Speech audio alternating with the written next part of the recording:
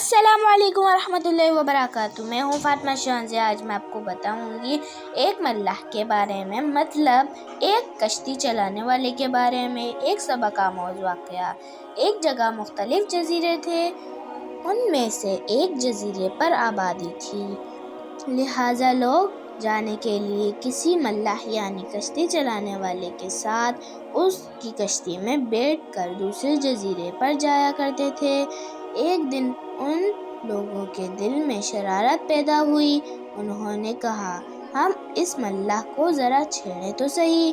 لہٰذا ان میں سے ایک آگے بڑھا اور ملاح سے پوچھا، جناب کیا آپ کو ریاضی آتی ہے؟ اس نے جواب دیا، مجھے تو نہیں آتی۔ تو وہ کہنے لگے، تم نے تو اپنی آدھی زندگی تباہ کر لی، اور آپس میں ہنسنے لگے۔ پھر تھوڑی دیر بعد دوسرا آگے بڑھا اور کہنے لگا، جناب کیا آپ کو تاریخ کا پتہ ہے؟ اس نے کہا، جی مجھے تو نہیں پتہ۔ وہ پھر سے ہنستے ہوئے کہنے لگے، تم نے تو اپنی آدھی زندگی ضائع کر دی۔ اس کے بعد تیسرا آگے بڑھا اور کہنے لگا، جناب آپ کو سائنس کا پتہ ہے؟ اس نے کہا، مجھے تو بالکل بھی نہیں پتہ۔ وہ کہنے لگے، تم نے اپنی آدھی زندگی تباہ کر لی۔ وہ اسی طرح کی باتوں سے اس کا مذاق اڑاتے رہے۔ اسی دوران بارش شروع ہو گئی، سمندر کے اندر تلاطم پیدا ہوا، مد و جزر کا وقت آ گیا۔ کشتی ہچکولے کھانے لگی۔ اب ملاح کی باری تھی، چنانچہ اس نے کہا، اے لوگو بتاؤ کیا تمہیں تیرنا آتا ہے؟ کہنے لگے، نہیں ہمیں تو تیرنا نہیں آتا۔ وہ کہنے لگا، پھر تو تم نے اپنی پوری زندگی تباہ کر لی ہے، یعنی ڈوب جاؤ گے۔ قیامت کے دن بالکل اسی طرح ہوگا۔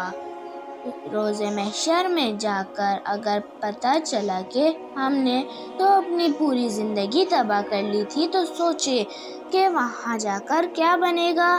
لہٰذا بجائے اس کے کہ ہم یہ کہیں کہ وہ 5% جو دین کی حفاظت پر مامور ہیں، جنہوں نے قرآن کی ایک ایک آیت اور اس کے صحیح معنی اور مفہوم پر بند باندھے ہوئے ہیں، جنہوں نے ہر طرح کے فتنوں، طوفانوں اور سیلابوں سے دین کی حفاظت کرنی ہے اور اللہ تبارک و تعالیٰ کے حکم سے کر رہے ہیں، ہم ان کو سائنس میں گھسیٹنے کے بجائے ان 95% سے کہیں جو دین سے بالکل کورے ہیں کہ جناب تم اتنا دنیاوی فن سیکھ چکے ہو، اب کورے مت رہو، دین کا کچھ علم تو تم بھی حاصل کر لو۔